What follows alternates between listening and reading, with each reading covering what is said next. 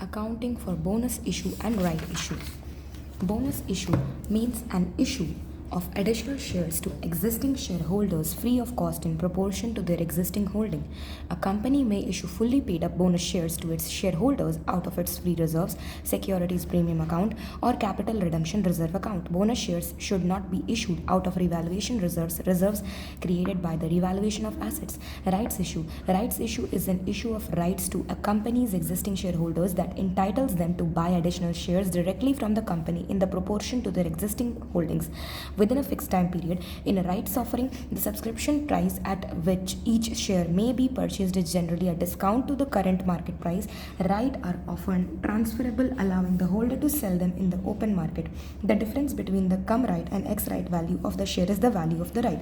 A bonus share may be defined as an issue of share at no cost to current shareholders in a company based upon the number of shares that the shareholders already owns.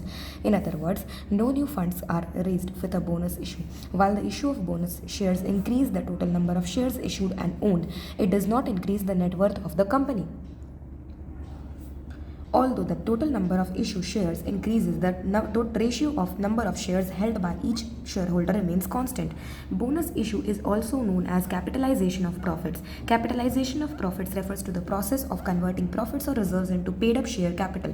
A company may capitalize its profit or reserves which otherwise are available for distribution as dividends among the members by issuing fully paid bonus shares to the members. If the subscribed and paid up capital exceeds the authorized share capital as a result of bonus issue, a resolution shall be passed by the company at its general body meeting for increasing the authorized capital. A return of bonus issue along with the company of resolution authorizing the issue of bonus shares is also required to be filed with the registrar of companies. Bonus shares are also shares issued at no cost to current shareholders in a company based upon the number of shares that the shareholders already own. Example is Alpha Company announced bonus issue to its shareholders in the ratio 2:3, like 2 shares for every 3 shares held. Shareholder has 6,000 shares, so basically 6,000 into 2/3, that is 4,000 shares will be issued as bonus shares. So company announced 2/3, that is 4,000 shares, and then the total number will be 4,000 plus 6,000, that is 10,000. Provision of the Companies Act 2013. Section 63 of the Companies Act 2013 deals with the issue of bonus shares. According to the subsection 1 of section 63 of company, a company may issue fully paid bonus shares into its members in any manner whatsoever out of its free reserves, the securities premium account, or the capital redemption reserve account. So 3 things it has. Provided that no issue of bonus shares shall be made by capitalizing reserves created by revaluation of assets. Like no issue of bonus shares can be made by capitalization of reserves created by revaluation of assets. Subsection 2 of section 63 provides that no company shall capitalize its profits or reserve for the purpose of issuing fully paid up bonus shares under subsection 1. It means that no company shall capitalize its profits or reserves for the purpose of fully issue bonus shares को issue करने के लिए. It is authorized by its articles, that is articles AOA, that is capitalization of profit clause. It has on the recommendation of the board been authorized in the general meeting of the company. It has not defaulted in payment of interest or principal in respect of fixed deposits or debt securities issued by it. It has not defaulted in respect of the payment of statutory dues of the employees, such as contribution to provident fund, gratuity, and bonus. The partly paid up shares, if any outstanding on the date of allotment, are made fully paid up.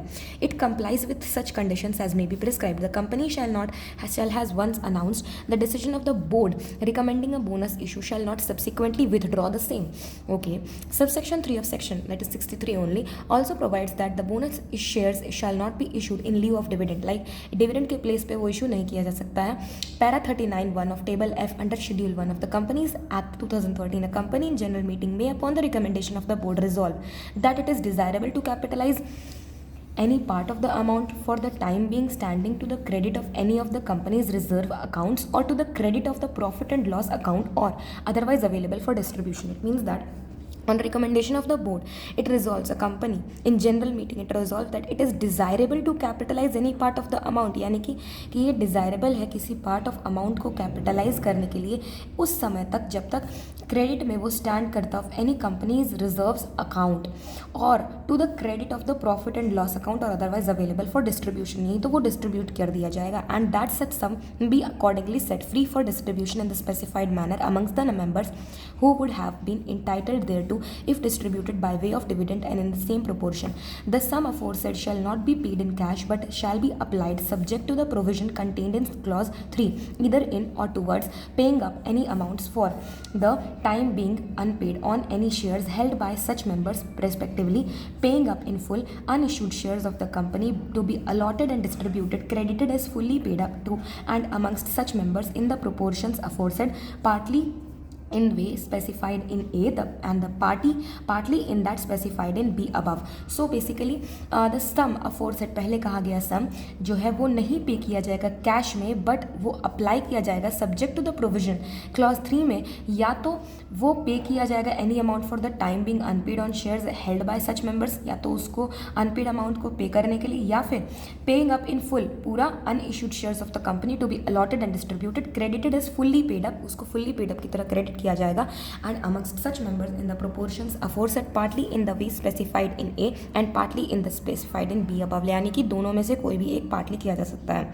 A securities premium account and a capital redemption reserve account may only be applied in paying up unissued shares to be issued to members of the company as fully paid up bonus shares, यानी कि securities premium account और capital redemption reserve account ही सिर्फ use किया जा सकता है for paying up unissued shares of the issued to members of the company as fully paid up bonus shares. In other word security premium account and capital redemption reserve can not be applied towards payment of unpaid amount of any shares held by existing share holder. किसी unpaid amount को पे करने के लिए वो नहीं use किया जा सकता, सिर्फ और सिर्फ बोनस शेयर को इशू करने के लिए वो यूज़ किया जा सकता है. एज पर सेक्शन 63 के क्लॉज 2 में the companies act 2013 bonus shares can not be issued unless partly paid up shares are made fully paid up, यानी जब तक पार्टली पेड अप शेयर्स को फुल्ली पेड अप नहीं किया जाएगा, सारा का सारा पैसा नहीं आ जाएगा, तब तक हम लोग बोनस शेयर्स इशू नहीं कर सकते हैं. Para 39(2) of table F under schedule 1 to the companies act 2013 allows use of free reserves for paying up amounts unpaid on shares held by existing share holders. On a combined reading of both the provisions it can be said that free reserves may be used for paying up amounts unpaid on shares held by existing shareholders, though the securities premium account and capital redemption reserve cannot be used. यानी कि combined reading of both the provision it can be said that कि free reserve use किया जा सकता है payment of paying up amounts unpaid on shares held by existing shareholder, जो है unpaid amount को pay करने के लिए, लेकिन securities premium account और capital redemption reserve नहीं यूज़ किया जा सकता इस चीज़ के लिए, फुल पार्टली पेड को फुल्ली पेड करने के लिए.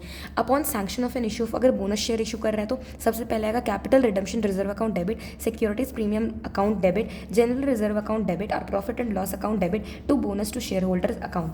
Upon issue of bonus shares तो bonus to share holders account debit to share capital account. उसके बाद upon the sanction of bonus by converting partly paid up shares into fully paid up, अगर partly paid up को हम लोग fully paid up कर रहे हैं तो हम लोग ये दोनों जो चीज़ है कैपिटल रिडम्पशन रिजर्व अकाउंट और सिक्योरिटीज प्रीमियम अकाउंट ये नहीं यूज़ करेंगे, सिर्फ और सिर्फ ये दो जो फ्री रिजर्व है वो यूज़ करेंगे, general reserve account debit, profit and loss account debit to bonus to share holders account. और फाइनल पेमेंट आएगा तो share final account debit, share final call account debit to share capital account, जो normally जो entry होता है final call आने पर. और एडजस्टमेंट करेंगे फाइनल कॉल का तो बैंक तो आएगा नहीं, तो बैंक के जगह पे हम लोग लिखेंगे bonus to share holders account debit to share final call account. Illustration is given. Trial balance of Bharat limited एक लिस्टेड कंपनी 31 मार्च 2022 में 40,000 equity shares of 10 rupees each 4 lakh, capital redemption reserve 55,000, securities premium जो कि collected in cash है 30,000, general reserve में 1,05,000 और surplus that is credit balance of profit and loss account है 50,000.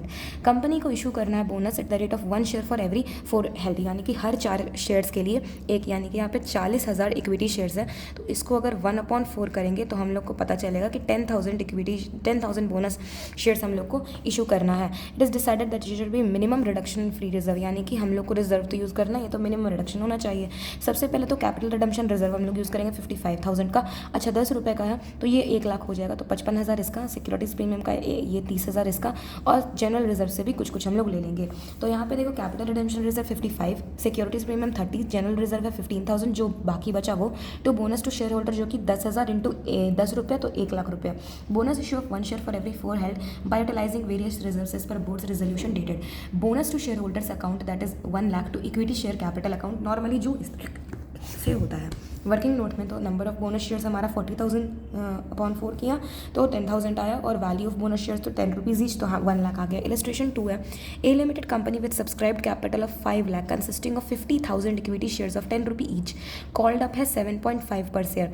अ bonus of 1,25,000 declared out of general reserve to be applied in making the existing share fully paid up. सबसे पहले ये 7.5 है, 7.5 है, तो यहाँ पे हम लोग देख सकते हैं कि 2.5 का यहाँ पे अभी हम लोग को कॉल करना है, क्योंकि 7, 8, 9 और 10, हाँ ठीक है, तो 2.5 का हम लोग को कॉल करना होगा। और तो 2.5 का हम लोग कॉल करेंगे और 55 लाख जो है 50,000 इक्विटी शेयर्स है, तो 2.5 का हम लोग 50,000 से इसको मल्टीप्लाई कर देंगे, तो वी विल बी गेटिंग 1,25,000। तो 1,25,000 उस तरीके से आ जाएगा। हम लोग शेयर को पार्टली पेड अप को फुल्ली पेड अप करेंगे उस तरीके से। तो यहाँ पे देख सकते हैं जनरल रिजर्व अकाउंट डेबिट 1,25,000, क्योंकि यहाँ पे लिखा हुआ है out of general reserve, okay.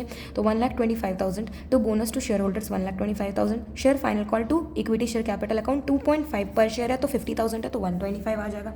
और bonus to share holder to final call normally, तो general reserve to bonus to share holder share final call हम लोग कॉल करते हैं, तो कैसे करते हैं, share final call account debit to share capital, इस तरीके से करते हैं। उसके बाद हम लोग करते हैं bank account debit to share final call, इस तरीके से नॉर्मल एंट्री होता है, बट हम लोग यहाँ पे बोनस में कर रहे हैं, तो general reserve account debit to bonus to share holders 3 entry basically कर रहे हैं। फाइनल कॉल बुलाने के लिए ड्यू एंट्री करने के लिए टू ड्यू करना है, तो share final call account debit to equity share capital, ये तो ड्यू वाला नॉर्मल एंट्री हो गया।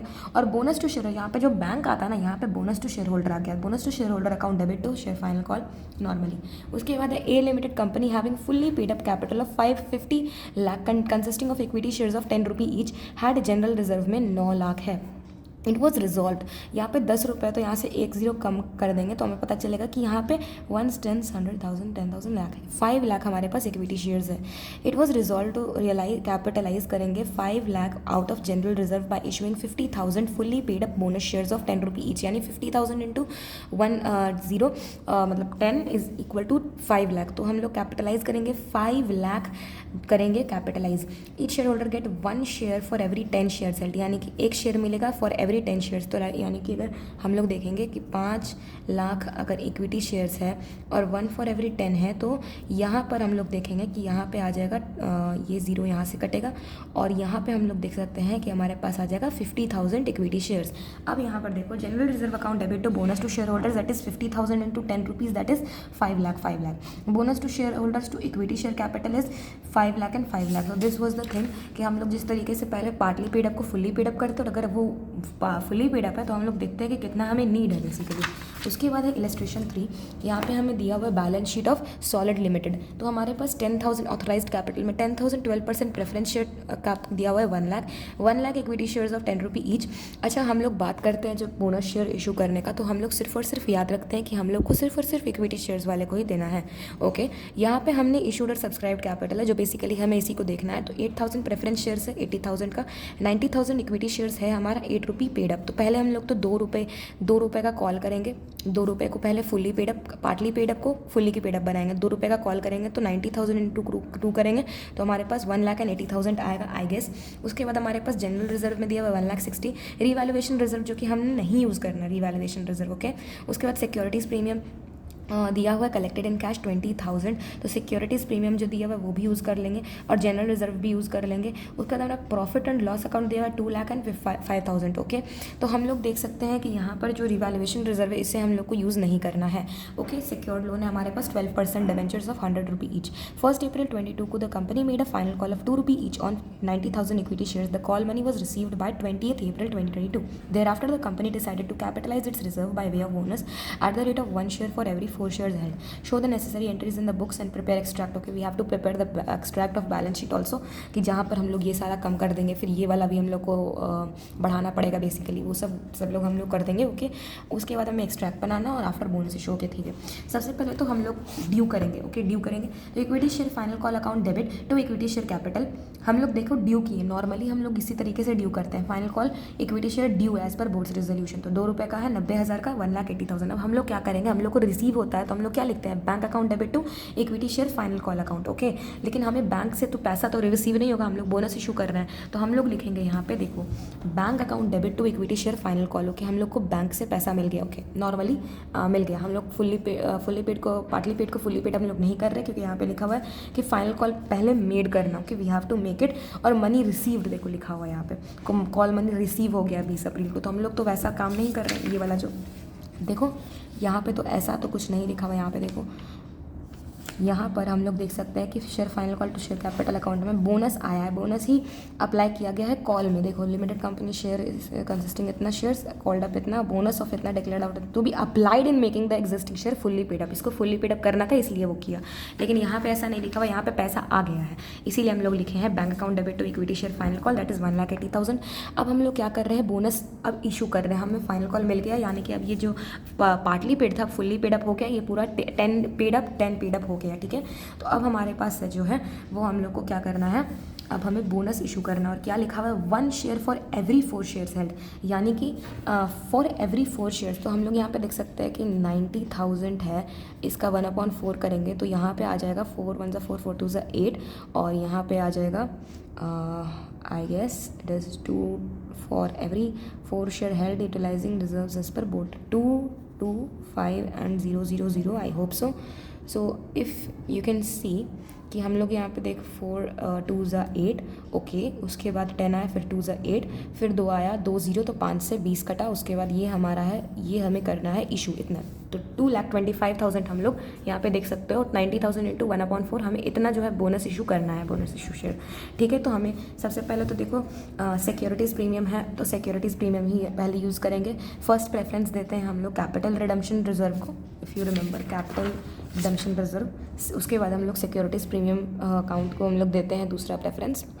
आप लोग को याद होगा कि what are the uses of securities premium account, okay. Section 52 में बताया गया था कि सिक्योरिटीज़ प्रीमियम का हम लोग, सिक्योरिटी प्रीमियम रिजर्व का हम लोग किस तरीके से यूज़ करते हैं। इफ़ यू रिमेंबर हम लोग एक लिखे थे उसमें कि issue of bonus shares, okay. तो हम लोग उस तरीके से हम लोग देख सकते हैं, पार्टली पेड अप को फुल्ली पेड अप करने में हम लोग इसका यूज़ नहीं करते हैं, बट हम लोग इशू करने के लिए इसका यूज़ करते हैं, दैट इज़ वाई इसको हम लोग पहला प्रेफरेंस दिए। तो सिक्योरिटीज़ प्रीमियम अकाउंट में 20,000 टोटल आ जाएगा।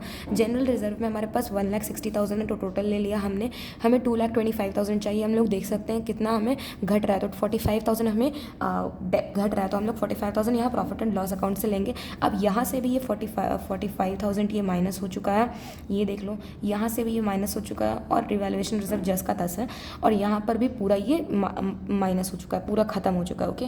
तो यहाँ पे अगर हम लोग एक्सट्रैक्ट बनाएंगे भी ना, तो ये सब भी चेंज होगा, ओके, देख लेना। Bonus to share holder account debit करेंगे 2,25,000 to equity share capital account, जो नॉर्मली होता है bonus to equity share capital 225। Extract बना रहे इक्विटी एंड लाइबिलिटी का, share holders fund share capital reserve and surplus non current liability long term borrowing में notes to accounts बना दिया। Share capital authorised तो सेम रहेगा, ओके। ओके, यहाँ पे ऑथोराइज्ड देखो 1 लाख है, और क्योंकि यहाँ पे इक्विटी शेयर्स बढ़ चुका है, देख सकते हैं आप लोग 90,000 प्लस 2,25,000 अगर आप लोग देखेंगे तो 1 लाख 12,500 आएगा। तो यहाँ पे भी हम लोग चेंज करेंगे, हम लोग ऐसा अज्यूम करते हैं कि यहाँ पे बोर्ड में रेजोल्यूशन बन चुका है कि ये चेंज हो सकता है, तो हम लोग यहाँ पर भी चेंज कर दिए 1,12,500 equity shares of 10 rupee each, तो हमारा टोटल आ गया 11,25,000।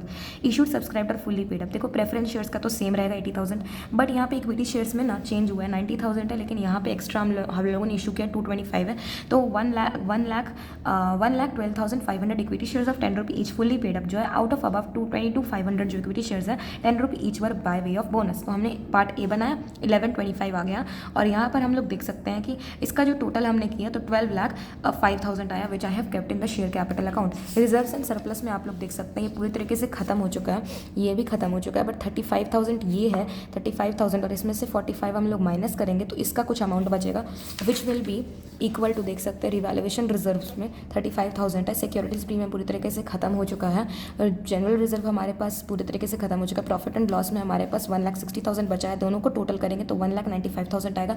Long term borrowing will be the same, जो कि 5 लाख है, तो यहाँ पे भी 5 लाख है। यहाँ पे हम लोग देख सकते हैं कि सब कुछ हम लोग जिस तरीके से था वैसे लिखती हैं। The authorised capital has been increase by sufficient number of shares, जो कि मैंने बताया, आप लोग देख सकते हैं ये वाला जो ऑथराइज्ड वाला है इसे हमने बढ़ाया, ये हम लोग अज्यूम करते हैं कि वो बोर्ड रेजोल्यूशन पास कर दिया है, ओके।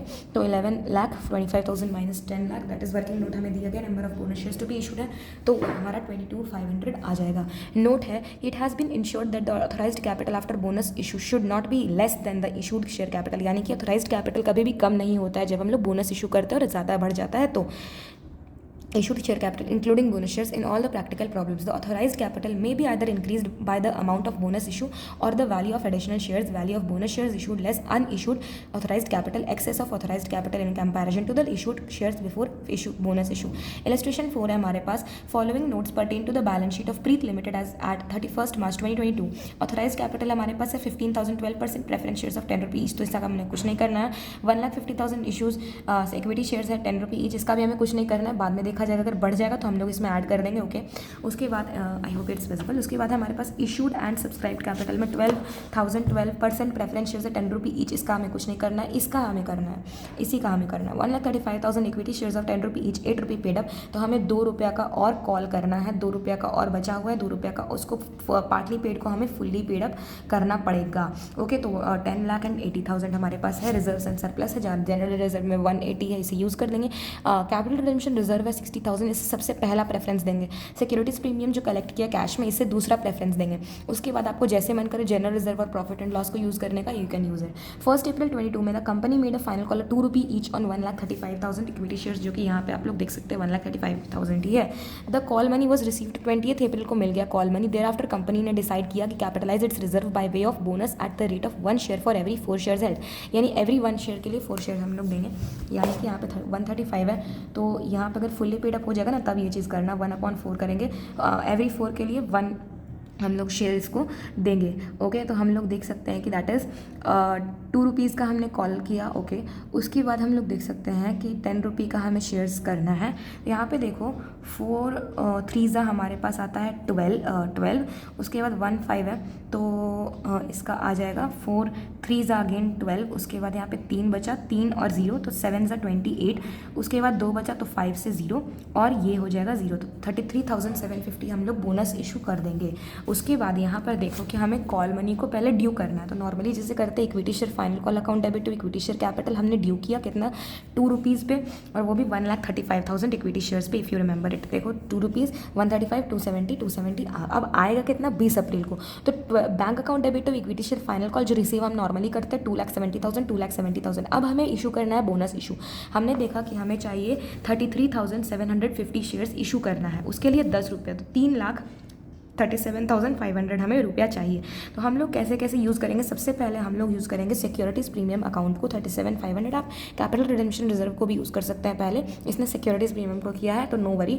उसके बाद हम लोग यूज़ किए हैं कैपिटल रिडेम्पशन रिजर्व, वो भी 60,000 कंप्लीट हो गया. जनरल रिजर्व में हमारा पूरा गया. प्रॉफिट एंड लॉस अकाउंट में हमने लिया सिर्फ और सिर्फ 60,000. तो इसमें बचा कितना, इसमें बचा 2,40,000 बच गया. ओके इसमें 60,000 हमने माइनस किया तो 2,40,000 बचा. हमने बेसिकली डिफरेंस देखा, इसका और इसका डिफरेंस देखा, तो 60,000 आया तो 60,000 ही हमने लिया.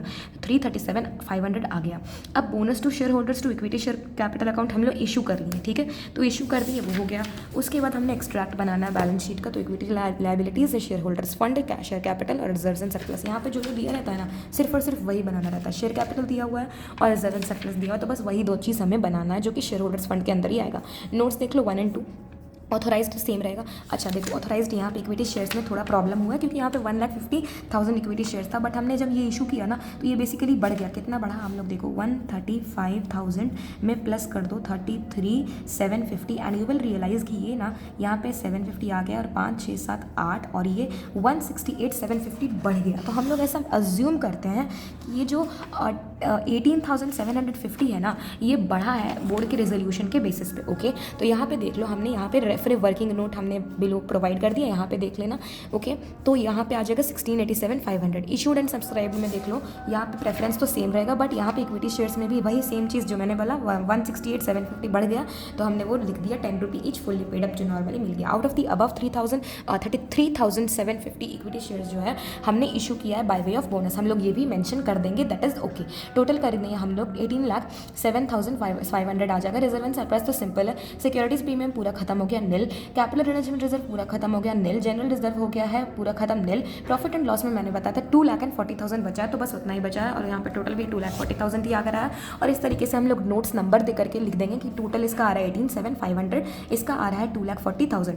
अब यहाँ पर देखो आप लोग देख रहे हैं ऑथराइज कैपिटल जो है टोटल उसका इशूड का भी टोटल कर देंगे हम लोग और यहाँ पे हमारा टोटल आ जाएगा 18,07,500. ओके उसके बाद वर्किंग नोट में देख लो ये तो सिंपल सा जो मैंने वहाँ पे बताया 33,750 आया. Authorised capital should be increased as per details below, जो कि एग्जिस्टिंग इक्विटी शेयर्स हमारा 1350 था, इसमें ऐड हमने कर दिया इशू ऑफ बोनस शेयर्स जो इक्विटी शेयर को होल्डर को दिया, तो 3,37,000 जो हमारा टोटल अमाउंट है ना बेसिकली, यहाँ देखो यहाँ पर देखो इधर देखो यहाँ 10,880 ये पहले था। उसके बाद हमने ना इशू किया है बेसिकली, ये देखो authorised capital should be increased, ये ऑथराइज्ड कैपिटल को इंक्रीज़ करना। ऑथराइज्ड कैपिटल हमारा कितना है, हमारा ऑथराइज्ड कैपिटल आप लोग देख सकते हैं यहाँ पे देखो 1,50,000 है यहाँ पे, तो 15 यहाँ पे देख सकते हो, इसमें हमने ऐड किया है यहाँ पे 1,50,000 में हमने ऐड किया, तो ये आ रहा था 15 लाख। ओके, यहाँ पे लेकिन देख सकते हैं कि यहाँ पे 10,80,000 है, सॉरी 10,80,000 है। यहाँ पे ऐड करने पर वो जो आएगा वो हम लोग लिख देंगे, इसमें ऐड कर देंगे issue of bonus shares to equity shares, तो 337,500 बेसिकली हमारा अमाउंट आया। जो अमाउंट हमें ऑलरेडी मिल चुका है वो, क्योंकि यहाँ पे देखो यहाँ पे 10,80 जो है इसमें हमने ऐड किया है ये 2,70,000। ओके, इसको हमने ऐड किया है। ओके, यहाँ पे देख लो तो 0,0,0,0,8 और 816 था, तो 1 और 5 और यहाँ पे 3 और ये इशू 2 रुपया का कॉल अप करने के बाद बेसिकली देखो पार्टली पेड था ना, 8 रुपीज़ था, 2 रुपी कॉल किया तो हमें 270 मिला, इसे हमने ऐड किया तो 13,550 आया। अब इसमें हम लोग जो ऐड कर रहे हैं वो बोनस इशू जो हमने किया वो है, तो वो हो गया, तो टोटल हमारा 16,87,500 आ जाएगा, जो कि हमने यहाँ पर लिख दिया है 16,87,500 और ये यही अमाउंट है। ओके, अब हम लोग आते हैं इफेक्ट ऑफ बोनस इशू पे। बोनस इशू के पास फॉलोइंग मेजर इफेक्ट है। सबसे पहला increase in share capital, basically reduction in earning per share. ठीक है, अर्निंग पर शेयर कम कर देता है। अर्निंग पर शेयर कम कैसे करता है, अर्निंग पर शेयर कम ऐसे करता है कि हम बोनस इशू जब करते हैं तो कुछ लोगों को करते हैं, कुछ शेयर होल्डर्स को करते हैं, जिसके कारण जो बाकी के शेयर होल्डर्स हैं उनका अर्निंग पर शेयर कम हो जाता है उनके कंपैरेटिवली। ठीक है, उसके बाद है पर शेयर वैल्यूज और अदर पर share value. Favourable act considered bye market. हाँ, ये तो फेवरेबल एक्ट है क्योंकि हमारा बेसिकली शेयर कैपिटल बढ़ गया ना। एडजस्टमेंट इन मार्केट प्राइस में adjustment, reduction in accumulated profits जो नॉर्मली होता है। राइट इशू का इंट्रोडक्शन है, ये राइट इशू अब दूसरा चीज़ हम लोग स्टार्ट कर दिए। ओके, बट उससे पहले हम लोग यहाँ पर देख लेते हैं कि कुछ questions which are very important illustrations वगैरह में दिए हुए हैं। यहाँ पर हम लोग देख सकते हैं कि जो अगर पार्टली पेड अप है उसको फुल्ली पेड अप करने के लिए हम लोग पहले फ्री रिजर्व्स का ही यूज़ करते हैं। ओके, लेकिन हम लोग जब अगर इशू कर रहे हैं बोनस इशू का, तब हम लोग कैपिटल रिडम्पशन रिजर्व का यूज़ करते हैं, सिक्योरिटी प्रीमियम रिजर्व का यूज़ करते हैं, उसके बाद फ्री रिजर्व वगैरह का यूज़ करते हैं। रिवैल्यूएशन रिजर्व का यूज़ हम लोग नहीं करते हैं। ओके, कैपिटलाइजेशन ऑफ प्रॉफिट पे से हम लोग कहते हैं कंपनी एग्जिस्टिंग शेयर होल्डर को न्यू शेयर देता है फ्री में। तो हम लोग देख सकते हैं बैंक टू शेयर कैपिटल जो नॉर्मली होता है, चॉइस होता है आपके पास, या तो आप डिविडेंड दे शेयर होल्डर्स को या तो आप बोनस शेयर होल्डर को दे दें। ओके, रेशियो आपको दिया जाता है, कन्वर्ट करते हैं आप प्रॉफिट और रिजर्व शेयर कैपिटल में। फुल्ली पेड को आप फुल्ली पेड अप दे देते हैं, bonus shares can be given. लेकिन अगर partly paid up existing share है तो पहला स्टेप तो है आप पेंडिंग कॉल्स को पेमेंट करें, फुल्ली पेड अप कर दें उसको, पार्टली पेड अप को फुल्ली पेड अप करें। और दूसरा स्टेप है हमारे पास कि fully paid up bonus shares आप इशू कर दें। प्रेफरेंस आपको सबसे पहले देना है कैपिटल रिडम्पशन रिजर्व को, उसके बाद सिक्योरिटी प्रीमियम रिजर्व को, जनरल रिजर्व यानी कि PNL, फ्री रिजर्व्स वगैरह। रिवैल्यूएशन रिजर्व आपको यूज़ नहीं करना है। ओके, लेकिन अगर हम लोग बात करते हैं कि अगर पार्टली पेड अप को फुल्ली पेड अप करने के लिए हम लोग इशू कर रहे हैं बोनस इशू, तो हम लोग कैपिटल रिडम्पशन रिजर्व और सिक्योरिटी प्रीमियम रिजर्व को नहीं यूज़ करते हैं। Partly paid up to existing share holders bonus can be given by using free reserve to make fully paid up. ठीक है, पैरा 39 टू टेबल F और schedule 1। ठीक है, capital redemption reserve account debit, securities premium reserve account debit, general reserve to bonus to share holder to equity share of capital. ये सब हम लोग question कर चुके हैं, इलस्ट्रेशन ही है। इलस्ट्रेशन 2 है ये, जो कि हम लोग कर चुके हैं। तो 1,25,000 जो मैंने बताया equity share final call to equity share capital. सबसे पहले तो हमने कॉल ड्यू किया। ओके, और general reserve account debit. Okay, equity share final call to equity share capital 1,25,000 ये हमने किया है, पार्टली पेड अप है जो उसको फुल्ली पेड अप ही हम लोग इशू कर रहे हैं, बोनस इशू ही कर रहे हैं बेसिकली फुल्ली पेड करने के लिए। जनरल रिजर्व अकाउंट डेबिट जो था हमारे पास to bonus issue share holder 1,25,000 ये हमने क्वेश्चन कर लिया बुक में। Okay, bonus to share holder को हमने शेयर फाइनल कॉल में दे दिया। ओके, उसके बाद हमारे पास है कुछ और क्वेश्चंस जो फुल्ली पेड अप्स हैं हमारे पास। ये सब क्वेश्चंस भी हैं जो कि हमने कर लिया। General reserve to bonus to share holder, bonus to share holder, share capital, share final call to equity share capital, bank to share final call जो हमें रिसीव हुआ, ये सब हम लोग क्वेश्चन कर चुके हैं। उसके बाद बोनस इशू के बाद हम लोग बैलेंस शीट वगैरह भी बनाना देख चुके हैं, ये सब हम लोग देख चुके हैं। उसके बाद ये भी इलस्ट्रेशन दिया हुआ है, उसके बाद भी हमारे पास यहाँ पर दिया गया है। ओके, उसके बाद आगे भी हमें दिया हुआ है। ओके, यहाँ पर हमारे पास आता है राइट इशू का। ओके, तो राइट इशू का टॉपिक हम लोग स्टार्ट करते हैं। Provision to section 62(1)(a of the Companies Act 2013 govern any company, public or private, which is desirous of raising its subscribed capital. अगर आपको subscribed share capital बढ़ाना है by issue further shares, whenever a company intends to issue new shares, the voting and governance rights of the existing shareholders may be diluted if they are not allowed to preserve them. It may happen because new shareholders may subscribe to the issued share capital. Companies Act 2013 allows existing shareholders to preserve their position by offering those newly issued shares at the first instance to them. The existing shareholders are given a right to subscribe these shares if they like. However, if they do not desire to subscribe these shares, they are even given the opportunity to renounce in favor of someone else, unless the articles of the company prohibit such right to renounce. देखो, सबसे पहली बात, हम लोग जब right issue का बात करते हैं, बोनस इशू का खत्म हो चुका है टॉपिक, ओके, हम लोग बात कर रहे हैं राइट इशू का. इफ़ यू रिमेंबर, हम लोग राइट इशू के बारे में बात करते हैं कि हमें शेयर होल्डर्स के पास 3 ऑप्शन रहता है. 3 ऑप्शन क्या क्या रहता है? सबसे पहला तो कि आप सब्सक्राइब कर लें मेंटेन करने के लिए ओनरशिप परसेंटेज को. दूसरा, आप डिक्लाइन कर दीजिए ऑफर को. डिक्लाइन करना सबसे बड़ा बेवकूफ़ी होता है, मत करना डिक्लाइन. और तीसरा हमारे पास ऑप्शन रहता है कि आप रिनाउंस कर दें अपना right in favour of another person. देखो, राइट इशू में क्या होता है ना, आपको मार्केट प्राइस से ना थोड़ा कम प्राइस में आपको मिलता है, एक्स कम प्राइस, ओके. देखो यहाँ पर हमने पढ़ा था पिछले क्लास में कि हमारे पास कम राइट मार्केट प्राइस जो होता है वो एक्चुअल प्राइस रहता है बिफोर राइट इशू. लेकिन अगर इफेक्ट हो जाता है मार्केट वैल्यू का कि इशू कर रहे हैं न्यू शेयर्स, उसका मार्केट प्राइस पे इम्पैक्ट हो जाता है, जिसके कारण जो एक्स राइट प्राइस है ना, एवरेज प्राइस उसका कम हो जाता है 24 रुपीज़ का. तो जो नॉर्मली लोगों को 25 का मिल रहा था वो आपको 24 रुपीज़ का मिलेगा. तो इस तरीके से आपको एक बेनिफिट होता है 1 रुपये का बेसिकली, या फिर जितने भी रुपये का आपको होता है.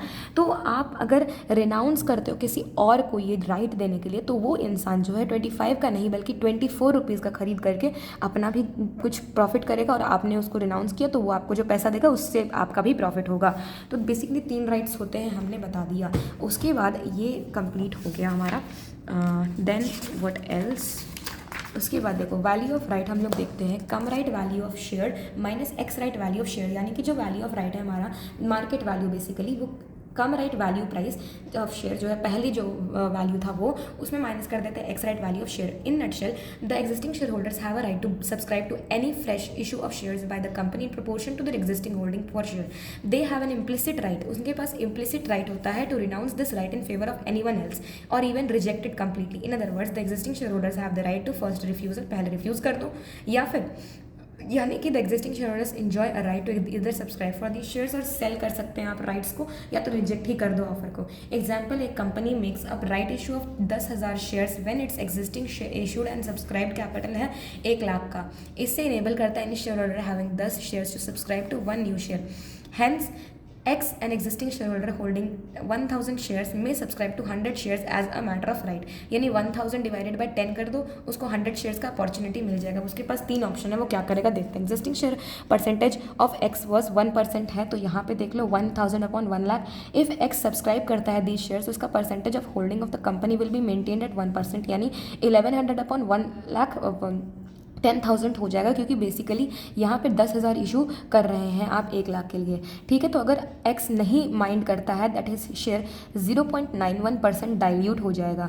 1000 अपॉन 1 लाख 10,000, यानी कि अगर उसने शेयर एक्सेप्ट किया तो यहाँ पे देखो 100 अगर एक्सेप्ट करता है तो 1% हो जाएगा. बट अगर वो 100 एक्सेप्ट नहीं करता है तो सबको तो मिलेगा ही ना, इतना मिलेगा ही सबको, बट आपका जो है वो तो सेम ही रहेगा 1 लाख. तो आपका डाइल्यूट हो गया ना पावर 0.91%.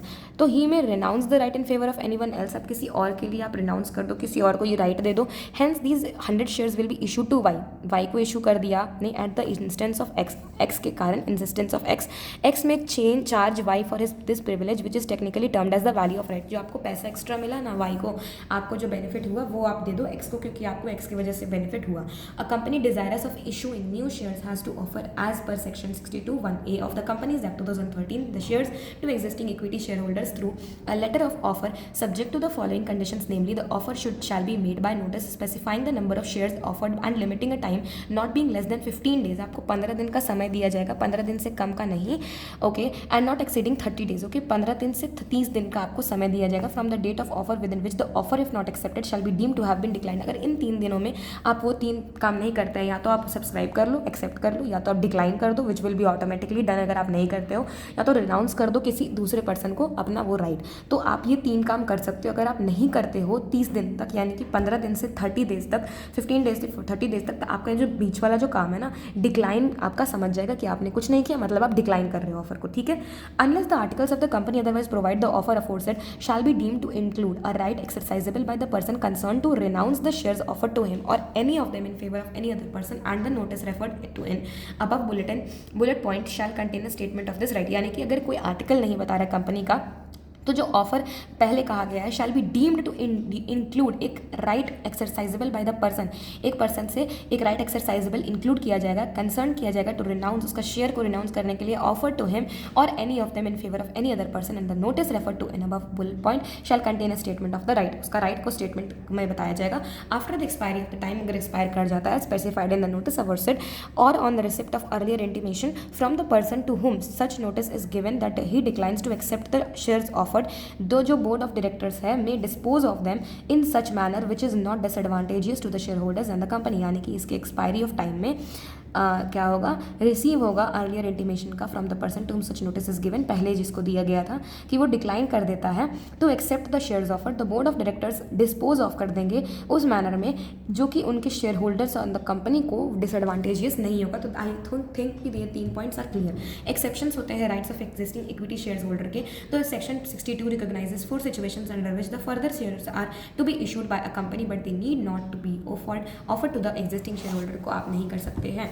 तो हमारे पास है ना, shares can be offered without being offered to the existing share holders provided the company has passed special resolution and shares are offered accordingly. Situation एक है कि तो employees under a scheme of employees stock option, आप लोग देखो ESOP employee stock option plan आपने पढ़ा होगा, okay, subject to certain specified conditions, आपने एम्प्लॉयज़ को दिया right issue.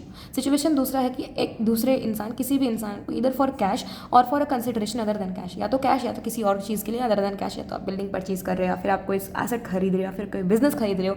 If the price of such shares is determined by the valuation report of registered valuer subject to certain specified condition अगर किया गया है तो। सिचुएशन 3 है समटाइम्स कंपनीज बोरो मनी, कभी आप बोरो करते हो ना डिवेंचर्स या फिर लोन से और गिव करते हो क्रेडिटर को, एक ऑप्शन करते हो कि आप बाय कर सकते हो equity shares of the company. ये एक option and option is a right, ये राइट है but not an obligation to buy equity shares on a future date, expiry date at a price agreed in the advance, exercisable price पे आप खरीदने का आप उसको देते हो राइट। अकॉर्डिंग टू सेक्शन 62 का क्लॉज 3, 62 के क्लॉज 3 में लिखा गया है कि nothing in this section shall apply to the increase of the authorise of the subscribed capital of a company caused by the exercise of an option as a term attached to the debentures issued or loan raised by the company to convert such debentures or loans into shares in the company, provided that the terms of issue of such debentures or loan containing such an option have been approved before the issue of such debentures or the raising of loan by a special resolution passed by the company in general meeting। यानी general meeting में अगर कोई resolution pass किया गया है कि जो terms of issue of debentures या फिर लोन है कंटेन करते हैं ऐसा ऑप्शन जो कि अप्रूव किया गया है, issue of such debentures and raising loan, कोई भी स्पेशल रेजोल्यूशन जो कि कंपनी जनरल मीटिंग में पास करता अगर इस तरह का है तो ठीक है। सिचुएशन 4 है हमारे पास एक special situation where the loan has been obtained from the government, आप गवर्नमेंट से लोन लेते हो and the government in public interest directs the debentures or loans to be converted in equity shares, अगर वो डायरेक्ट करता है कि वो जो डिबेंचर्स और लोन है उसको आप कन्वर्ट कर दो इक्विटी शेयर्स में, तो अकॉर्डिंग टू सेक्शन 62 के क्लॉज 4 में not with standing anything contain in sub section 3, यानी सब सेक्शन 3 यहाँ पर आप लोग देख सकते हैं 62 सब सेक्शन 3 जो है where any debentures have been issued or loan has been obtained from any government by the company and if the government considers it necessary in the public interest so to do it may by order direct that such debentures or loans or any part thereof shall be converted into shares in the company or such terms and conditions as appear to the government to be reasonable in the circumstances of the case, even if the terms of issue of such debentures or the raising of such loans do not include a term of for providing for an option of such conversion। यानी कि अगर ऐसा government करता है to be reasonable in circumstances to the case even of the terms of issue, the terms of issue of such debentures or raising of such loans कोई include नहीं करता है ऐसा टर्म, कोई ऑप्शन सच कन्वर्जन के लिए अगर नहीं करता है तो सेक्शन 62 क्लॉज 62 सबसेक्शन 4 हमारा हो गया financial effects of further issue. अच्छा इसको हम लोग शॉर्ट में समझ लेते हैं कि बेसिकली इसका कहने का मतलब क्या है। हमारे पास एक्सेप्शंस होते हैं right of existing equity share holder के, यहाँ पे हम लोग देख सकते हैं कि employee stock option plan ESOP shares issue to employees as part of compensation आप देते हो, नॉन कैश अलॉटमेंट यानी शेयर्स इशू करते हो किसी भी पर्सन को at a price determined by registered valuer, कोई रजिस्टर्ड वैल्यूअर है वो आपका प्राइस सेट करता है, या फिर लोन या फिर डिवेंचर कन्वर्जन ऑप्शन, आप बोरोड मनी और debentures issued with option to convert आप कर देते हो शेयर्स में, डिवेंचर्स को शेयर्स में कन्वर्ट करते हो at a pre determined price, तो वो होता है exception of right of existing share holders का। और गवर्नमेंट मैंडेटेड कन्वर्जन यानी लोन्स गवर्नमेंट से लेते हो जिसको आप इक्विटी शेयर्स में पब्लिक इंटरेस्ट में जो कन्वर्ट करते हो, तो उसके बाद हमारे पास आता है financial effect of the further issue, जो कि हम लोग यहाँ पर पढ़ चुके हैं पिछले क्लास में। तो financial position of a business is contained in the balance sheet. Further issue of shares increase the amount of equity यानी नेटवर्थ बढ़ाता है, as well as liquid reserves resources जो कि बैंक पैसा तो बढ़ता ही है। Okay, the amount of equity is the product, ये प्रोडक्ट है further number of shares issued multiplied by issue price, यानी कि जो आपका फर्दर नंबर ऑफ शेयर्स आप इशू कर रहे हो ना, मल्टीप्लाई जो इशू प्राइस है वो आप मल्टीप्लाई करके जो आपका अमाउंट आएगा ना, वो बेसिकली आपका जो है इक्विटी का जो प्रोडक्ट है ना अमाउंट वो है।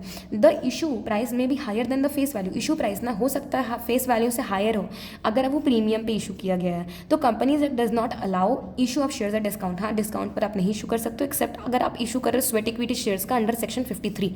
तो 53 के तहत अगर आप कर रहे हो इस तरीके का, तो आप जो ये स्वेट इक्विटी शेयर्स हैं आप वो कर सकते हो। Okay, book value of a share जो होता है हमारा नेटवर्थ होता है as per books divided by number of shares. जो बुक वैल्यू होता है शेयर्स का वो नेटवर्थ होता है divided by number of shares हमारा जितना होता है। अगर हमारे पास 10,000 शेयर्स है जिसका नेटवर्थ है 1,25,000, the book value of one share will be 1,25,000 divided by 10,000 shares जो कि 12.50 पर शेयर आ जाएगा, रुपीज़ एक शेयर का नेटवर्थ। ठीक है, देख लो यहाँ पे बुक वैल्यू बस बेसिकली बुक वैल्यू आ जाएगा। ठीक है, नेटवर्थ हमारा है इतना 1,25,000, नंबर ऑफ शेयर्स है 10,000, तो हमारा बुक वैल्यू आ जाएगा इतना डिवाइडेड बाय इतना 12.5% रुपीज़। ठीक है, सॉरी। उसके बाद हमारे पास अगर मार्केट वैल्यू में differ from the book value of shares, the market value of a companies shares represent the present value, जो वो प्रेजेंट वैल्यू दिखाता है ऑफ फ्यूचर कैश फ्लोज। जो मार्केट वैल्यू है ना कंपनी के शेयर उसको रिप्रेजेंट करता है क्या, present value of future cash flows expected to be earned from the share in the form of dividends and capital gains from the expected future share price appreciation. The market price which exists before the rights issue is termed as come right market price of the share, यानी कि come right market price होता है share का। If the company decides to issue further shares, अगर बाद में वो और shares issue करना चाहती है तो it may affect the market value of the share. Theoretically, the value of a company's shares after a rights issue must equal the sum of market capitalization immediately prior to right issue and the cash inflow generated from the right issue. यानी कि theoretically अगर देखा जाए तो value of the company के share का जो value होता है ना राइट इशू के बाद, जो कंपनी के शेयर का वैल्यू होता है राइट इशू के बाद वो इक्वल होना चाहिए to the sum of market capitalisation immediately prior to right issue. जो मार्केट को कैपिटलाइज कर दिया गया शेयर्स को जो राइट इशू से पहले किया गया वो, और जो cash inflows generated from the right issue है वो, उसको देखा जाता है कि ये इक्वल है कि नहीं, इक्वल होना चाहिए basically, must be equal, must equal लिखा हुआ है। नॉर्मली जो है the further public issue to the existing share holders are offered at a discounted price from the market value, यानी कि जो नॉर्मली ऐसा होता है कि जो पब्लिक इशू हम बाद में एग्जिस्टिंग शेयर होल्डर को देते हैं ना वो एक डिस्काउंटेड प्राइस पर हम लोग देते हैं, जो कि मार्केट वैल्यू जो मैंने आपको बताया यहाँ पे आप लोग देख सकते हैं। यहाँ पे कम राइट मार्केट प्राइस जो है वो 25 है। इफेक्ट ऑन मार्केट वैल्यू ₹1 का प्रॉब्लम, ₹1 आपको बेसिकली डिस्काउंट टाइप का मिल रहा है, डिस्काउंट नहीं कहेंगे बेसिकली, आपको ₹1 का आपको बेसिकली वैल्यू मिल रहा है। और जो थ्योरेटिकल एक्स राइट प्राइस जबकि आफ्टर इशू प्राइस है, ये जो कि एवरेज प्राइस हमारा रिड्यूस हो गया है वो ₹24 है, तो इससे आपको ना बेनिफिट मिलता है। ओके, रिवॉर्ड मिलता है to the existing share holder. Assume a company having net worth है हमारे पास 2,50,000 और 1,000 shares are issued making it right share of एक शेयर दिया जाएगा for every 10 existing share holder at a price 14 per share. देख लो यहाँ पर 2,50,000 हमारे पास है, तो इसको अगर आप डिवाइड करोगे ना, आप इसको डिवाइड करोगे ना 1,000 से, यू विल गेट 1,000 से क्यों, तो 10 रुपीज़ से, 10 रुपीज़ का है ना, या फिर ₹14 का। देखो तो अब ₹14 का है और 14 गुना 1,000 हमारे पास ₹14,000 आ जाएगा। 14,000 इसमें ऐड कर देंगे ना तो हमारे पास आ जाएगा कितना, 264, ठीक है 264 आ जाएगा। देखो कैसे, existing worth of tangible assets held by the business shell become 2,64, जो कि हमारा एग्जिस्टिंग नेटवर्थ है इतना प्लस फ्रेश इशू जो किया मल्टीप्लाई प्राइस जो किया वो 14,000। Equity share shall correspondingly command a valuation of 264,000। The market price of the shares after further issue of shares, जो कि राइट इशू कहते हैं, उसको टर्म किया जाता है ex right market price of the shares. Theoretical ex right market price is a deemed value, इसको deemed माना जाता है, which is attributed to the company's shares immediately after a rights issue transaction occurs. The price is going to prevail after the further issue of shares executed. हमारे पास x right value of shares आता है, कम right value of the existing shares plus करते हैं right shares into issued price, जो कि हमारा 14,000 जो आ गया वो। देखो कम राइट वैल्यू जो है हमारा 2,50,000 था और 2,50,000 में हमने ऐड किया 14,000। 14,000 कैसे, 14,000 हमने किया 1000 गुने 14, इसमें हम लोग डिवाइड कर देते हैं, इस चीज़ में हम लोग डिवाइड कर देते हैं existing number of shares plus number of right issue.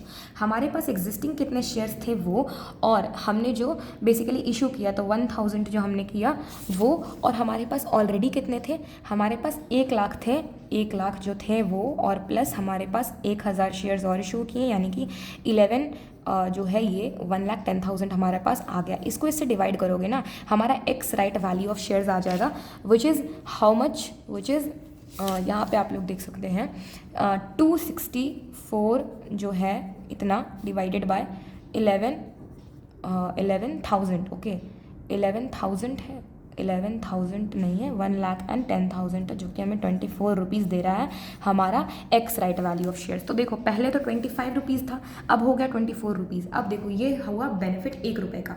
अब है राइट ऑफ रिनंसिएशन, यानी कि आप रिनंसिएट तीसरे इंसान को, दूसरे इंसान को आप दे सकते हैं अपना right.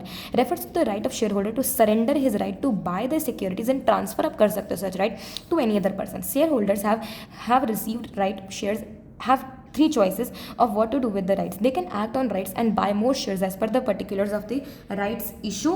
Okay, they can sell, आप sell कर सकते हो मार्केट में, या फिर आप पास कर सकते हो on taking advantage to the rights, that is reject the right offer. The renunciation of the right is valuable and can be monetized by the existing shareholders in well functioning capital market. The monetized value available to the existing shareholders due to right issue is known as value of right. ये हमारा value of right होता है, जो आपको value मिला, benefit मिला। If a shareholder decides to renounce all or any of the right issue in favor of its nominee, जो nominee में देगा, तो the value of the right is restricted to the sale price of the renunciation of a right in favor of the nominee. In case that the right issue offer is availed by an existing shareholder, the value of right is determined as the given price. देखो value of right हमारा होता है cum right value of share minus ex right value of share. Ex right value of existing share is equal to cum right value of existing shares, cum right value जो हो गया 25 plus जो हमें right shares issue किए हैं into जो issue price है वो 14,000 इस केस में, डिवाइड करते हो एक्जिस्टिंग नंबर ऑफ शेयर्स जो हमारा 1 लाख था प्लस आपने जो इशू किया और शेयर जो कि 1,000 था, तो 1,10,000 हमारा एक्चुअल में आ गया, 11,000 था हमारे पास। ओके, तो 1 लाख शेयर्स पहले नहीं था हमारे पास, 10,000 था, उसमें 10,000 में 1,000 और ऐड किया तो 11,000 आ गया, तो यहाँ पे 11,000 होगा। ओके 11,000 आपने डिवाइड किया 2,64,000 से, तो आपका आ जाएगा 24 रुपीज़, और वैल्यू ऑफ राइट आप लोग निकाल लेंगे। वैल्यू ऑफ राइट होता है हमारा ये cum right value of existing shares minus cum right value minus ex right value. देख लो cum right value price, cum right value of share minus existing right value of share, जिसमें हमारा value of right आ जाता है। This is the thing. उसके बाद example दिया हुआ है कंटिन्यूइंग प्रीवियस केस, पहले वाले केस में आप लोग देख सकते हो कि consider an individual, consider mister Naren, आप 100 शेयर्स प्रॉस्पेरस कंपनी का गिर रहे हो बिफोर इशू के राइट। वर्थ क्या है होल्डिंग का, नंबर ऑफ शेयर्स हमारा 100 इंटू 25, आपका 2500 है। नरेन एक्सरसाइज करता है कि आप 14 गुना 10 यानी 140 रुपये का जो आप पे करोगे उसका टोटल इन्वेस्टमेंट कंपनी का बढ़ जाएगा, तो 2,500 प्लस 140 2,640 आ जाएगा। इस पर शेयर बेसिस पे 2,640 डिवाइडेड बाय आपका पहले कितना था 100, अब कितना हो गया 10, तो 110 शेयर्स जो कि आपका 24 रुपीज़ आ गया आपका x right value price of the shares. उसके बाद आप लोग देख रहे हैं दूसरा चीज़ कि अगर नरेन एक्सरसाइज नहीं करता उसका right to further issue, his holding worth will decline, उसका डिक्लाइन कर जाएगा। कैसे, 24 इंटू 100 हमारा 240 हो जाएगा, 2,400 हो जाएगा। क्यों 24 हो जाएगा, क्योंकि उसका प्राइस तो कम ना हो गया, 24 ही ना हो गया, 24 डिवाइड गुना 100 हमारा 2400 हो गया। The law allows him to compensate for this dilution of share holding by renouncing his right in favour of say mister Murthy. Mister Murthy को वो राइट दे दिया कि आप खरीदो मेरे राइट, मेरा जो हमको बेनिफिट मिलता वो आप ले लो, तो आप लोगे तो आपको कुछ देना भी पड़ेगा। क्या, Naren can charge Murthy in well functioning capital markets this dilution of 100 rupee by renouncing his right to acquire 10 shares. आप 10 शेयर लेने के लिए आपने रिनाउंस किया राइट, तो mister Murthy will be charge 10 रुपया पर शेयर, यानी कि 100/10 शेयर्स आप लोगे तो उस रिटर्न में आप कन्फर्म अलॉटमेंट 10 शेयर्स एट 14 रुपया each for every share of to be offer to Murthy Naren must have 10 shares at the back, यानी कि उसको 10 शेयर्स और मिलने चाहिए। हेंस उसका जो होल्डिंग हो जाएगा 10 shares fetches him right money of 10 rupee और 1 रुपी पर शेयर हेल्ड, यानी कि एक शेयर के लिए उसको 1 रुपया मिला। This is exactly equal to the difference between cum right value and ex right value. जो आपको कम राइट वैल्यू था 25, एक्स राइट वैल्यू हो गया 24, 1 रुपया का जो हुआ 1 रुपया पर शेयर आपको मिलेगा, वही इसमें बता रहे थे termed as value of right, जो कि वैल्यू ऑफ राइट हो गया। वैल्यू ऑफ राइट क्या हुआ, cum right price, cum right value of shares minus ex right value of shares, ठीक है। In a well functioning capital market this mechanism works in a fair manner to all the participants. मूर्तिस total investment है 140 payable to company plus 100 जो कि payable आप नारायण को पे करोगे bye way of value of right. आपको 140 आप पेएबल करोगे कंपनी को, जो कि है 10 गुना 14 गुना 10 जो कि है आपका 140, और जो 100 रुपया फॉर आप ले रहे हो कितना 10 शेयर्स आप ले रहे हो, तो 10 गुना 1 हमारा 10 आप ले रहे हो जितना भी शेयर्स 100 रुपीज़ फॉर ईच 1 रुपी आप दोगे 100 रुपया आप नरेन को दोगे बाय वैल्यू ऑफ राइट, और 240 दोनों को ऐड कर दो 240 will end up holding 10 shares at an average cost of 24 rupees which is the ex right market price of the share. Naren के पास फाइनल होल्डिंग हो जाएगा 10 शेयर्स जो ऐड हो जाएगा तो 2400 प्लस 100 जो कि 2500 हो गया of right receive from Murthy. It matches the cum right holding का valuation.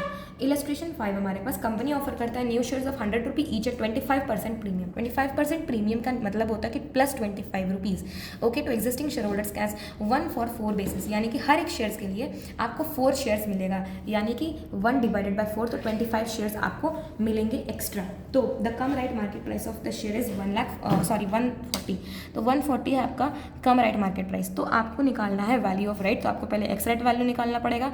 What should be the ex right market price? अच्छा, तो पहले हम लोग एक्स राइट मार्केट प्राइस निकालेंगे, उसके बाद हम लोग निकाल लेंगे वैल्यू ऑफ राइट। क्यों? क्योंकि हम लोग कम राइट मार्केट प्राइस से माइनस कर देंगे एक्स राइट मार्केट प्राइस को। सेम इन द केस जैसे 25 माइनस 24 हुआ तो 1 रुपया आया था। देखो कैसे ex right value of share आता है हमारे पास cum right value of existing shares, जो कि हमारा कितना, हमारा कम राइट वैल्यू है 150, और प्लस कर रहे हो right issue price, right shares issue price जो आपका 4 शेयर्स आप कर रहे हो, तो इसको इंटू कर दो 150 इंटू 4 शेयर्स जो कि आपको मिल रहा है 1/4 ओके फॉर एवरी 4, ठीक है 4 शेयर्स आपको मिल रहा है। प्लस करोगे आप क्या, right issue price, right issue कर रहे हो जितना 125 1 रुपये का इंटू 1 डिवाइड करोगे जो आपका एग्जिस्टिंग नंबर ऑफ शेयर्स था कितना 4, उसमें आप एक शेयर ऐड करोगे तो 5, तो आप देख सकते हो 725/5 शेयर्स दैट इज़ 145 पर शेयर। आप लोग फिर से देखो यहाँ पर हम लोग देख सकते हैं कि आप लोग देखो कि 100 ईच है आपका 25 रुपीज़ % का प्रीमियम है, तो 25/100 आप लोग देखोगे तो इसका 25 रुपीज़ ही आएगा, 125 आपका हो जाएगा। 125 आपका पहले का पैसा था प्रीमियम जोड़ के। अब आप देख सकते हो कि फॉर एवरी 1 आप 100 इंटू 1/4 करोगे, यू विल बी गेटिंग 25 आपको मिलेगा, 25 आपको मिलेगा। यहाँ पर देखो 25 आपको मिलेगा, तो आप देख सकते हो 25 आप ऐड करोगे ना 100 में, 100 प्लस 25 इज़ 125। आप कितना इशू कर रहे हो 1 रुपीज़ फॉर ईच, तो 1 इससे मल्टीप्लाई किया, 150 इंटू 4 हमने किया, 150 यहाँ पे क्योंकि कम राइट मार्केट प्राइस हमारा 150 है, 150 फॉर ईच 1 शेयर, और आप 4 है उसमें प्लस कर दो एक शेयर का 125 डिवाइड करोगे, पहले कितना था 4, अब कितना हो गया 5, एक ऐड करके 725 डिवाइडेड बाय 5 दैट इज़ 145 पर शेयर। तो कम राइट वैल्यू हमारा 150 था, उसमें माइनस कर दो 145, यू विल गेट 5 रुपी पर शेयर जो कि हमारा वैल्यू ऑफ राइट आ गया। कम राइट वैल्यू कितना हुआ 145, वैल्यू ऑफ राइट कितना एक्स राइट वैल्यू कितना हुआ 145, वैल्यू ऑफ राइट कितना हुआ 5 रुपी। तो hence any one desirous of having a confirmed allotment of 1 share for the company at 125 will have to pay 20 rupees यानी 4 shares into 5 rupee to an existing share holder holding 4 shares and willing, यानी कि 4 share के लिए 5 रुपये यानी कि 20 रुपये आप दोगे, willing to renounce his right of buying 1 share in favour of that person. तो आई होप कि ये क्लियर है। Accounting for right issue, the accounting treatment of right issue is the same, जो कि सेम रहता है the issue of ordinary shares जो कि हम करते हैं, जैसे कि देखो bank account debit to equity share capital account okay.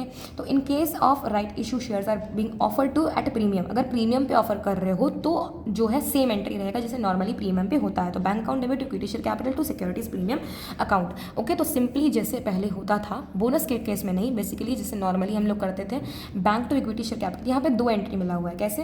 कैसे 2 एंट्री मिला हुआ है, जैसे कि हम लोग पहले ड्यू करते हैं उसके बाद कॉल करते हैं, bank account debit to share application account okay, share application account debit to share capital account, उस तरीके से है। तो बैंक टू कैपिटल ही ना हो गया, तो bank account debit equity share capital account. उसी तरीके से अगर प्रीमियम पे करो तो bank to share application to bank जैसे देखो शेयर अलॉटमेंट में क्या करते हो, share allotment account debit to share capital to security premium, bank account debit to share allotment account. उसी तरीके से bank account debit to share capital account equity share capital और टू सिक्योरिटी प्रीमियम। एग्जाम्पल है, company के पास 70,000 shares हैं, 10 रुपया each at its issued share of capital and having market value है 21 rupees issues right. तो ये हमारा कम राइट वैल्यू हो जाएगा ना, शेयर्स ऑफ 10 रुपीज़ इशू। अच्छा, कम राइट हो जाएगा ये 10 रुपये ईच ओके, 10 रुपये ईच। मार्केट वैल्यू है वो 21, ठीक है। 1 फॉर एवरी 10, ठीक है। इशू प्राइस है हमारा 10, तो इसका एंट्री क्या होगा, bank account debit to equity share capital 70,000। कैसे 70,000, क्योंकि देखो 70,000 है, 70,000 शेयर्स हैं, आप एक इशू करें फॉर एवरी 10, फॉर देखो 70,000 आपके पास है, फॉर एवरी 10 आपके पास हो गया 7,000, 10 रुपया का है, आपका हो जाएगा 70,000 ऐसे भी, ठीक है। इसीलिए तो bank account debit equity share capital account जो आपने इशू किया 7,000 right issue at price of 10 rupee each, देखो 10 रुपया। वर्किंग नोट में number of right shares to be issued जो कि 70,000 डिवाइडेड बाई 10 इंटू 1 जो कि 7,000 आ गया, ओके। तो आपने क्या निकला, आपका क्या निकला कि आपने फॉर एवरी 10 आपने एक इशू किया। सेम एग्जाम्पल 5 है, कंपनी के पास 1,00,000 शेयर्स हैं, 10 रुपये each to its issued share capital, उसके पास मार्केट वैल्यू है 46 रुपीज़ का। उसके बाद issue right shares in the ratio for every 10 एक शेयर्स आप इशू करते हो, इशू प्राइस है आपका 31, 10 रुपये हमारा कम राइट वैल्यू प्राइस है। आप लोग देखो एंट्री आप करोगे फॉर एवरी 1/10, ठीक है। तो 1 लाख आप करोगे, इसमें आप 1 डिवाइडेड बाई 10 करोगे तो आपका आ जाएगा यहाँ पे 10,000 शेयर्स, 10,000 है। उसके बाद आपने 31 रुपीज़ का आपने इशू करना है, तो बैंक अकाउंट डेबिट तो 31 आएगा ही। टू इक्विटी शेयर कैपिटल हमारा 1 लाख जो कि 10 रुपीज़ का आ जाएगा, यहाँ पे 10 रुपीज़ का आ जाएगा, यहाँ पे 31 रुपीज़ का, और यहाँ पे आ जाएगा आपका 21 रुपीज़ का, ओके। देखो क्योंकि 10 एंड प्लस 21 इज 31, यहाँ पे देख लो being issued 10,000 shares at 31 offered, आपने सिक्योरिटी प्रीमियम का अमाउंट लिया है बेसिकली। तो दिस वाज द थिंग। उसके बाद ये हो जाएगा 1, okay let me just, okay. उसके बाद है advantages and disadvantages of right issue, जो कि यहाँ पे हमें दिया हुआ है। तो एडवांटेज क्या होता है राइट इशू की, right issue enables the existing shareholders to maintain their proportional holding in the company and retain their financial and governance rights. It works as a deterrent to the management which may like to issue shares to known persons with a view to have better control over the company के affair में आपको better control चाहिए तो। In a well functioning capital market, the right issue necessarily leads to dilution in the value of shares. However, the existing shareholders are not affected by it because getting new shares at a discounted value from the come right value of will compensate decrease in the value of shares. आपका जो value में decrease होगा वो compensate हो जाएगा जो आपने renounce किया है दूसरे इंसान के लिए। The come right value is maintained otherwise also if the existing shareholders renounce their right in favor of a third party. Right issue is a natural hedge against the issue of expenses normally incurred by the company in relation to public issue. Right issue has an image enhancement effect. इससे image enhancement effect होता है कैसे, जो कि public और shareholders view it as positively. The chance of success of right issue is better than that of a general public issue and is logistically much easier to handle भी होता है। Disadvantages क्या होता है राइट इशू की, जो right issue invariably leads to dilution हो जाता है in the market price of the shares of the company. Share जो कंपनी के हैं वो उसमें डाइल्यूशन हो जाता है मार्केट वैल्यू का। The attractive price of the right issue should be objectively assessed against its true worth to ensure that you get a bargain deal. देखो आपको अट्रैक्टिव प्राइस मिलता है राइट इशू का, लेकिन उसको ऑब्जेक्टिवली असेस करना पड़ता है अगेंस्ट इस ट्रू वर्थ। उसका ट्रू वर्थ क्या है, 25 रुपया, तो आपको 24 का मिल रहा था, आपने समझो कि आपको बेनिफिट हो रहा है। To ensure that you are bargained deal, आपको बार्गेनिंग डील मिल रहा है। इफेक्ट क्या होता है राइट इशू का हमारे पास, maintenance of existing share holders, proportional holding in company and retain their financial and governance rights, dilution in the value of shares, image enhancement होता है, convenience in handling issue होता है। उसके बाद हमारे पास कुछ ट्रू फॉल्स और क्वेश्चंस दिए हुए हैं which we will be answering. तो earning per share gets increase after bonus, देखो बोनस इशू के बाद अर्निंग पर शेयर डिक्रीज होता है, तो this is false. Issued share capital including issue of rights shares and bonus shares may be more than the authorised capital, नहीं authorised capital हम लोग change करते हैं ना बेसिकली, फॉल्स। तो रेजोल्यूशन आप पास करते हो बोर्ड से टू इंक्रीज करते हो ऑथराइज्ड शेयर कैपिटल को, इक्विटी शेयर कैपिटल बढ़ता है basically. Right issue of shares result in decrease of market value of per share in comparison to market price before. हाँ बिल्कुल, अगर पहले मार्केट प्राइस कुछ और था तो उसका एवरेज प्राइस क्योंकि कम हो जाता है, इसी वजह से जो है हमारा मार्केट प्राइस जो है वो कम हो जाता है, this is true. Right shares are normally offered at a price more than the cum right value of the share causing dilution in its value. देखो सबसे पहली बात है कि जो राइट इशू है वो आपको कम राइट प्राइस से थोड़ा कम में मिलता है, कम में 25 रुपये और 24 रुपये वाला याद रखो, वैल्यू ऑफ मार्केट वैल्यू आपको याद रहेगा, ओके। तो right issue are normally offered at a price less than the cum right value of the share causing dilution in the value post right issue. जो राइट इशू के बाद का जो समय है उसमें आपको थोड़ा बेसिकली वो मिलता है। वैल्यू ऑफ राइट का formula if you remember, value of right come right value of share minus ex right value of share. अब यहाँ पर विच of the following can not be used for issue of bonus shares पर companies act, सारा use किया जा सकता है, revaluation reserve नहीं किया जा सकता। विच of the following statement true regarding declaring issuing bonus shares, bonus issue results in decrease in reserve and surplus, बिल्कुल सही क्योंकि रिजर्व और सरप्लस से ही ना आप इशू करते हो। उसके बाद है हमारा विच of the following statement is true in case of bonus issue, दोनों ही सही है क्योंकि convertible debenture holders will get bonus issue in bonus share shares in some proportion as to their existing shareholders, but bonus shares may be issued to convertible debentures holders at the time of conversion. सिर्फ conversion के time पे आप जो shares को convert कर debentures को shares में convert करो, सिर्फ उसी टाइम पे आपको मिलेगा. Bonus issue is also known as scrip issue या फिर कैपिटलाइजेशन इशू, दोनों कहते हैं बोनस इशू को, स्क्रिप इशू और capitalisation issue. Bonus issue is not made unless partly paid up shares are fully paid up. बिल्कुल पार्टली को आपको फुल्ली बनाना है. It is provided in its articles. बिल्कुल आर्टिकल्स ऑफ एसोसिएशन में लिखना रहना चाहिए. तो both bonus issue has a market has a following effect. Market price gets adjusted on issue of bonus shares. बिल्कुल यही होता है, बाकी नहीं. ABC company limited resolve to issue bonus shares which of the following is not a pre requisite for issuance of bonus shares. ये क्या आप नहीं पहले करोगे. Authorisation in articles of association पहले करना पड़ता है. Timely payment of statutory dues of employ such as PF and gratuity, ये भी पहले करना पड़ता है. तो आप क्या नहीं है कौन सा नहीं करोगे. Sufficient balance in bank account of the company, अगर नहीं है तो भी ठीक है, ये पहले. Okay. In case of further issue of shares the right to renounce the shares in favour of a third party is deemed to include a right exercisable by the person concern to renounce the share subject to the provisions under the articles of the company. Company का share का face value है 10 रुपया, book value है 20 रुपया, right issue price है 30 रुपया and the market price is 40 रुपया. Record करोगे issue of share price, the securities premium will be credited with 20 rupees. Why? क्योंकि बुक वैल्यू ही 20 रुपीज़ है. ओके. तो 10 रुपये उसका फेस वैल्यू है, बुक वैल्यू उसका 20 रुपया. बुक वैल्यू का if you remember, book value का हमने बताया था आपको, बुक वैल्यू का हमने आपको बताया था एक फॉर्मूला. तो बुक वैल्यू का फॉर्मूला था नेट डिवाइडेड बाय जो नंबर ऑफ शेयर्स हमारे पास है वो. इफ़ यू रिमेंबर, ये देखो मार्केट वैल्यू जो है उसमें आप नेट वाला जो है आप माइनस डिवाइड करते हो. ओके. आपको मिल जाता है वो. ठीक है. यहाँ पर आई होप कि वो दिया हुआ है कहीं पर तो था, आई थिंक यही तो था लगता है कि जो 2 लाख, आई डोंट रिमेंबर कि कहाँ पे है, लेकिन वो दिया हुआ था कि आप उससे डिवाइड करते हो तो आपको थोड़ा जो है वो आपको बुक वैल्यू मिल जाता है. नेट वैल्यू अपॉन में नेट वैल्यू को आप डिवाइड करते हो, आपको नंबर ऑफ शेयर्स. ओके. तो I hope you remember the thing. While recording issue of right price securities premium will be credited with 20 rupees. Right shares enable existing shareholders to maintain their proportional holding in the company. नहीं. right shares issue does not cause dilution in the market value of the share. right share issue क्या dilution cause करता है? नहीं, I don't think so. कौन सा correct है? सिर्फ A correct है, बी इनकरेक्ट है. Okay. Ex right price can be calculated by formula cum right value of existing shares plus right shares issued proceeds upon में existing number of shares plus number of right shares. Okay. हमारे पास कुछ theoretical questions हैं. Bonus issue का मतलब क्या होता है, उसका प्रोविजंस बताओ. कंपनीज एक्ट 2013 से एक्सप्लेन करो. Financial effect of further 4 effect था, हमने बताया था आपको.